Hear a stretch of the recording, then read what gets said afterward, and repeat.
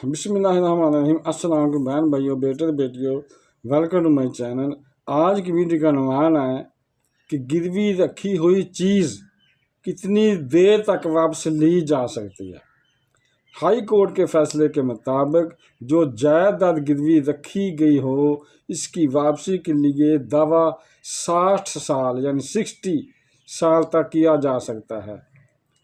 Page number 98/2018 CLC ये reference है फैसले का। तो बहन भाइयों, आपको समझ आ गई होगी कि गिरवी रखी चीज़ कितनी देर तक वापस ली जा सकती है।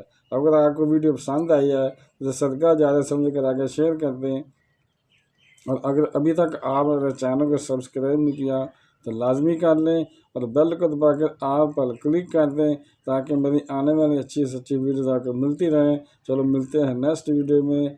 अस्सलाम वालेकुम, खुदा हाफ़िज़।